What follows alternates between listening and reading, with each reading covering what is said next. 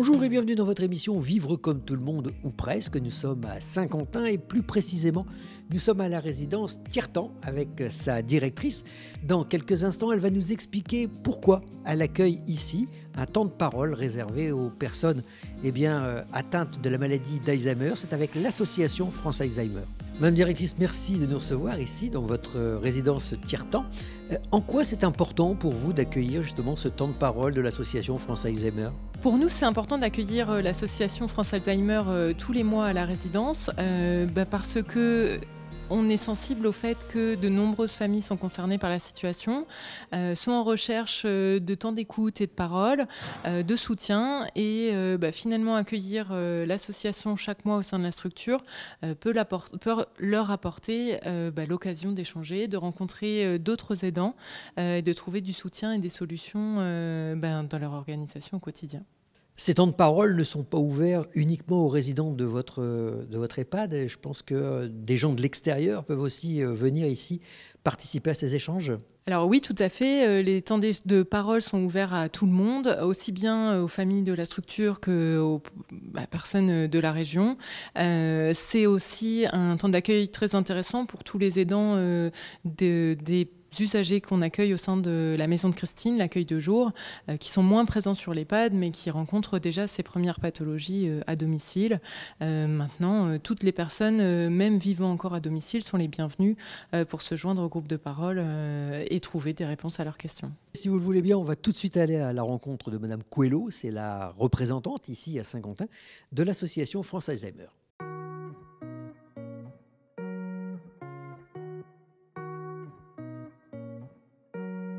Alors nous sommes maintenant à l'EHPAD Tiertan pour organiser les groupes de parole d'aidants avec accueil des personnes malades. Et donc le fait, c'est que pendant que les aidants sont avec la psychologue en entretien dans une autre salle, moi en tant que bénévole, je suis avec les personnes malades pour faire des activités jeux ou simplement parfois on discute ensemble. Ça fait beaucoup de bien à tout le monde. Voilà, c'est le but principal de ce qui se fait ici sur Saint-Quentin une fois par mois, les 4e mardis du mois. Alors vous me disiez que justement, depuis le Covid, ça a été très compliqué. Oui, malheureusement, je vais dire que la responsable du secteur de Saint-Quentin est décédée du Covid. Les bénévoles, ça leur a mis vraiment un gros coup au moral. Ils ont arrêté leur bénévolat et ça a été c'est très difficile de repartir avec des nouvelles personnes. En fait, on a beaucoup de mal d'avoir des familles qui viennent sur nos groupes de parole maintenant sur Saint-Quentin. Alors, qu'est-ce que vous pourriez dire justement à quelqu'un qui n'ose pas encore pousser la porte de l'association ? Nous sommes là pour les aidants, les malades, les familles même en général. Nous sommes là aussi pour leur donner des conseils, leur donner les droits qu'ils ont, les aides qu'ils peuvent percevoir. On aide tout le monde, que ce soit en présentiel ou par téléphone, ou je réponds à des mails, c'est très varié. Alors Madame Cardo, vous êtes psychologue et vous animez ici une fois par mois cette table de parole. Expliquez-nous en quoi c'est important de vous retrouver tous ici autour de cet entretien. Oui, alors le groupe de parole sert en fait à pouvoir venir exprimer les difficultés qu'on peut rencontrer dans le cadre de la maladie Alzheimer ou d'une maladie apparentée. Les personnes elles-mêmes, les aidants eux-mêmes sont des soutiens les uns vis-à-vis des autres.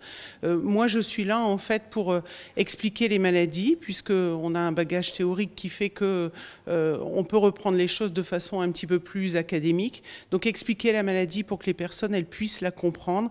Et puis surtout, dans le cadre de ces maladies-là, c'est en fait pouvoir expliquer et soutenir tout ce qui est autour des troubles du comportement qui sont quand même importants, notamment à partir des troubles cognitifs, des troubles qui sont importants dans ces maladies-là. On est venu chercher avec mon mari qui est habilité familial parce que c'est sa sœur qui est atteinte de la maladie et actuellement, elle est en EHPAD elle est rentrée en EHPAD en décembre 2023.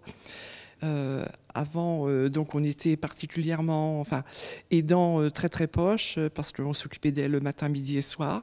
Et puis la nécessité a fait d'être obligé de la mettre en institution parce que c'était devenu invivable pour elle. C'était une personne seule qui vivait seule et donc c'était compliqué. Donc je connaissais France Alzheimer et j'ai pris un contact par mail avec Madame Couillot.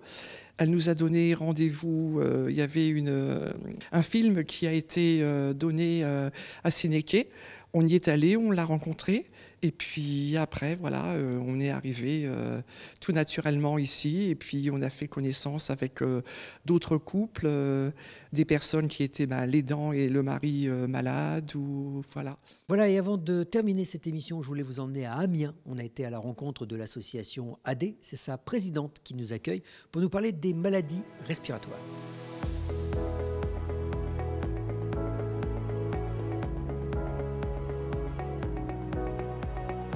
Alors, je suis la présidente de l'association de défense et d'entraide des personnes insuffisantes respiratoires. Aujourd'hui, nous accueillons le 36e congrès de la Fédération française des associations amicales des personnes insuffisantes respiratoires. Comme moi-même je le suis, insuffisante respiratoire grave, trachéotomisée depuis plus de 40 ans. Et donc, le public que nous accueillons aujourd'hui, ce sont les présidents et délégués de chaque association des autres régions de France et ultramarines. Donc, tout comme nous, l'ADEP, nous avons à cœur de regrouper tous les malades et personnes handicapées touchés par les maladies respiratoires. L'idée au départ, comme l'ADEP, qui a été créée en 1957, il n'y avait rien qui existait pour ces personnes hospitalisées au départ. Ils devaient vivre et rester à l'hôpital et finir leur vie à l'hôpital. Par le biais de ces premiers patients militants, on a créé une association au départ. C'était pour sortir de l'hôpital et avoir une vie comme tout le monde, et chez soi ou quand on ne le fait pas en institut. Aujourd'hui, depuis 1957, on a réussi à le faire et d'autres associations se sont créées. Et on peut dire qu'aujourd'hui, véritablement, les patients peuvent vivre à domicile grâce à l'aide des prestataires de soins qui viennent apporter à domicile, que ce soit l'oxygène ou le suivi du matériel qu'ils mettent à notre disposition. Aujourd'hui, tout ce petit monde-là est réuni justement ensemble pour partager l'information, connaître les nouveautés, et un patient qui est bien informé, c'est une meilleure qualité de vie pour lui. Et donc, quelles sont les différentes maladies qu'on peut retrouver dans les problèmes pulmonaires ? Alors, essentiellement, je dirais que on parle beaucoup de la BPCO dans les médias. C'est la bronchite chronique, celle qui fait beaucoup de dégâts. Et ce qui amène cette BPCO, c'est essentiellement le tabagisme. Nous avons aussi tous les insuffisants respiratoires, que ce soit asthme, allergie, emphysème, des restrictifs comme moi-même, parce qu'à la base, il y a une autre maladie primaire. Dans mon cas, c'est la myopathie, et donc ça joue sur l'appareil respiratoire. Aujourd'hui, les personnes, ce qu'elles veulent, c'est pouvoir sortir de chez elles avec un appareil plus discret.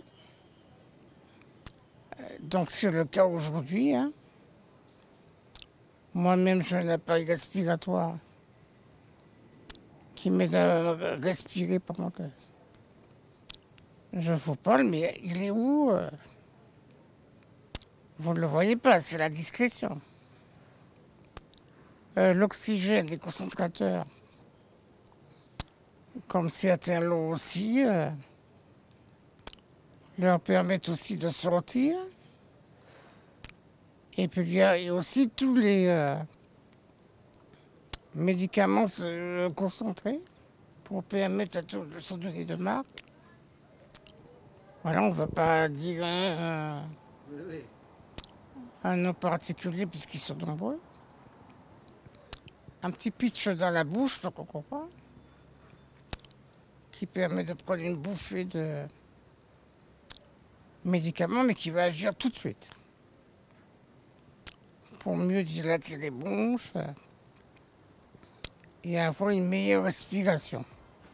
Voilà, cette émission est à présent terminée. Merci à vous de nous avoir suivis et on se retrouve la semaine prochaine pour le dernier numéro de cette saison.